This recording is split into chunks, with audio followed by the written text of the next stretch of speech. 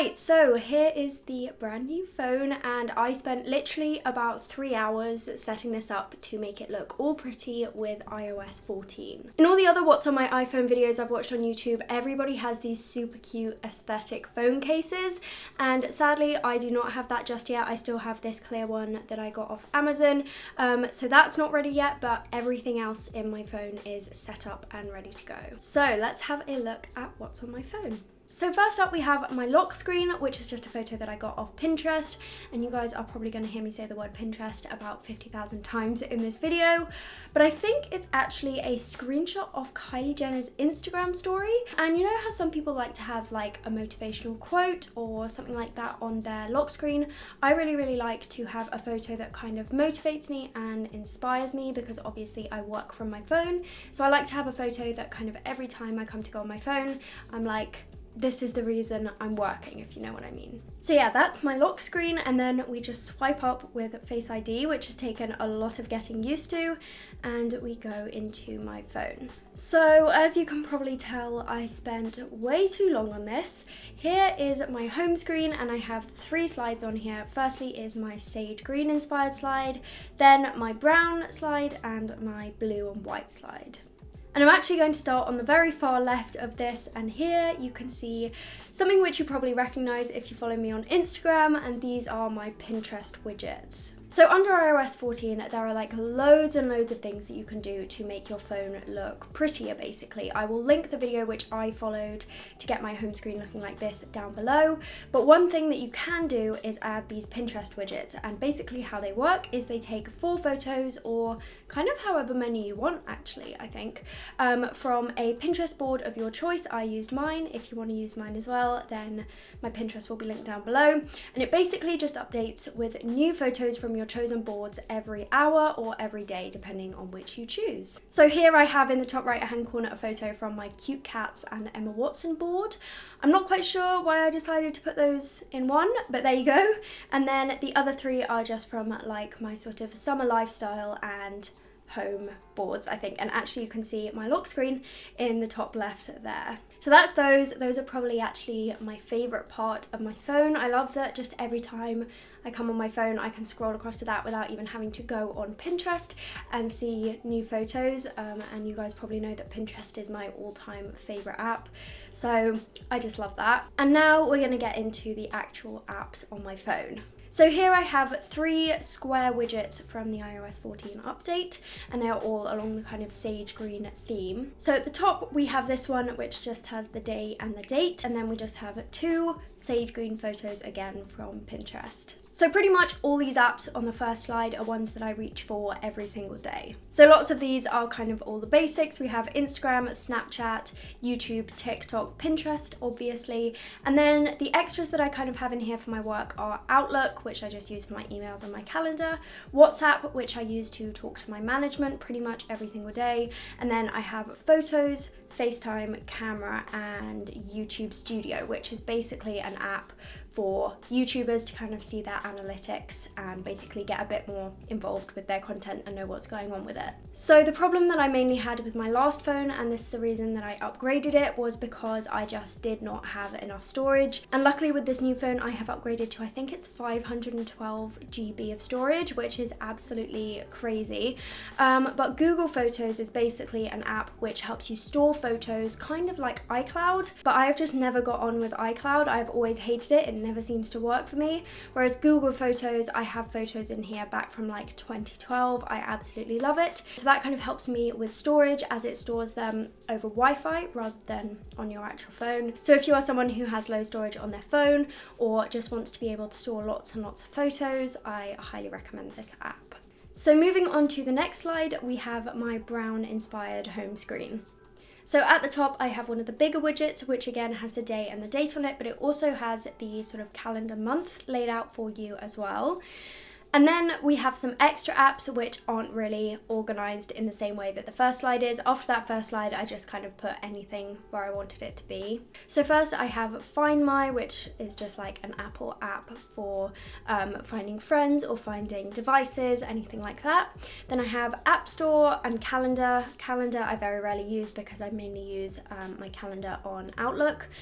But then I have weather, which is actually weirdly probably one of my favorite apps on iPhone, just because the weather affects my mood so much. Every single night I go to the weather app and check what the weather is going to be like today, and I swear if it's like raining, my mood just drops the tiniest bit.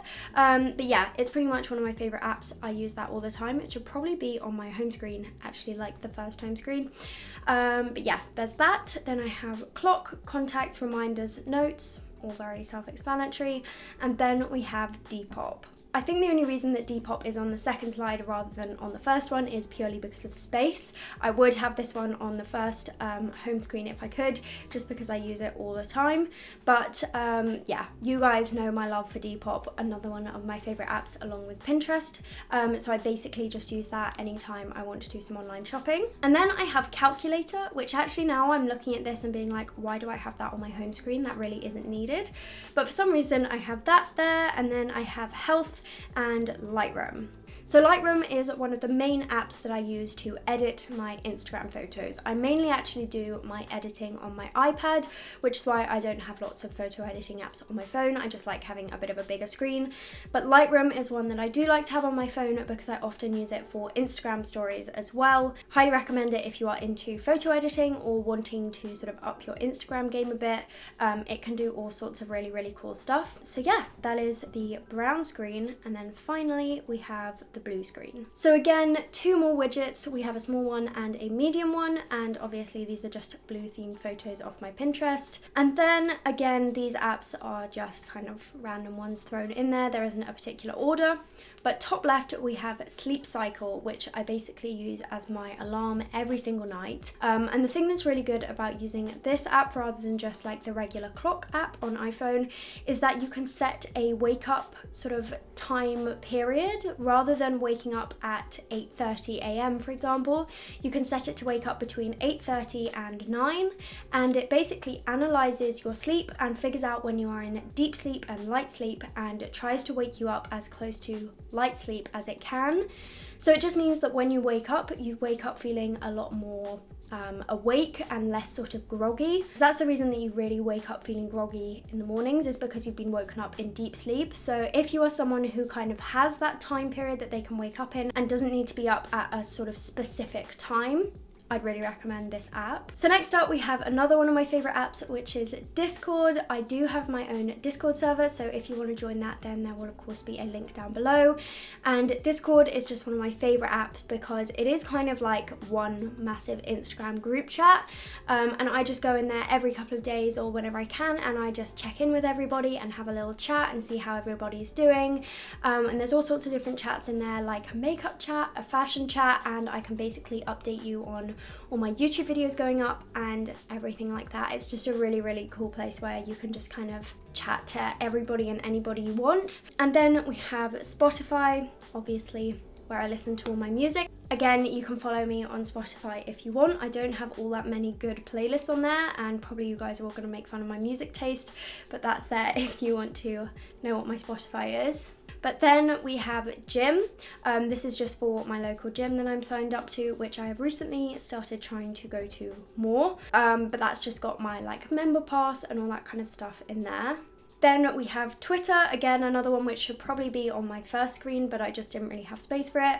And I also very rarely use Twitter. It's not one of my main platforms, so I just kind of keep that there to check up on every now and then. Uber Eats, of course, it's got to be on there somewhere. Another one of my favorite apps, which I'm slightly ashamed to admit. But yeah, I often, as well as Pinterest, Instagram and TikTok, find myself like scrolling through Uber Eats like as a habit and as a like time waster. I know that's so bad, but yeah, I literally don't just use it to buy food. I use it to kind of taunt myself and be like, do you want to spend £15 on a takeaway right now?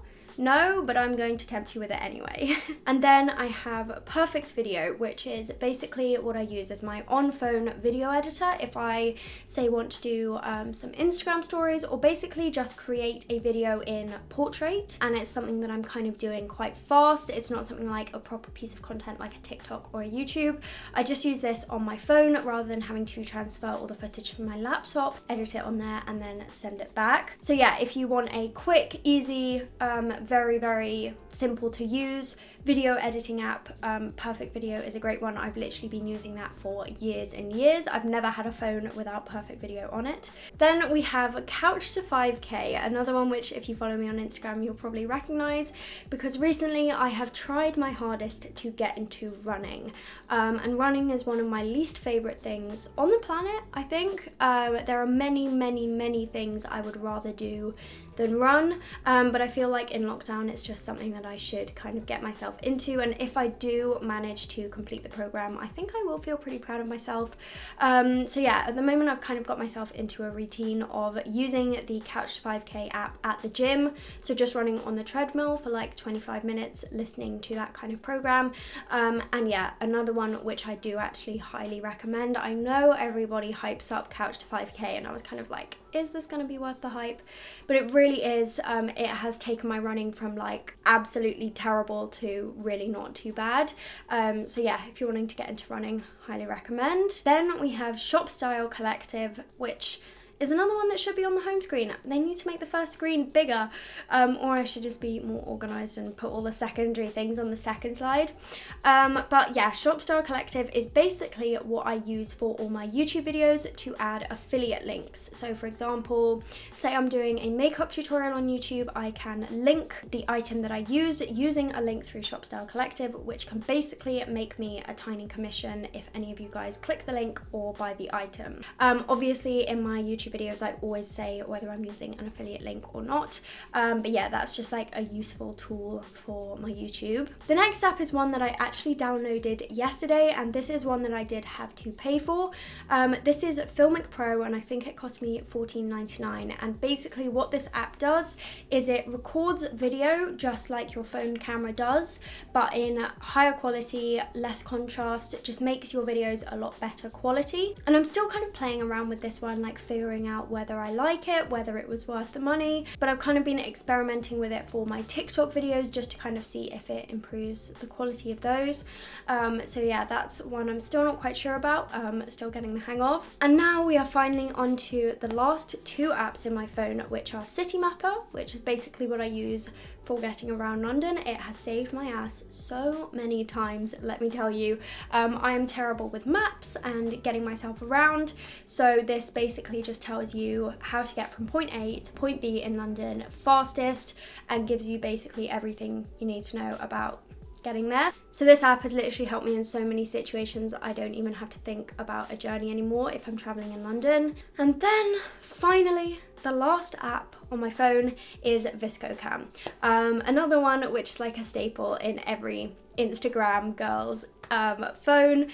Basically just what I use to put cool filters or edits on any of my Instagram photos or stories. So yeah, that is pretty much everything that is on my sort of pretty part of my phone. Obviously, when you scroll to the right on your phone, you can still have lots of apps in here which you don't necessarily choose to have on your home screen. So for example, things that I might use once a month or once every 6 months, you know, things like my Instagram Authenticator app or my banking apps or my business receipts app, you know, just things that are kind of boring that I don't necessarily want on my home screen.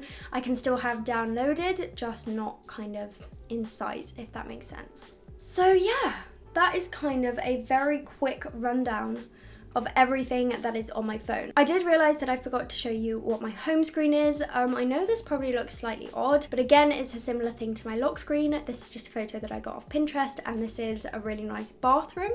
I did want something really nice and plain on my background just so that it doesn't, you know, get all cluttered with the apps.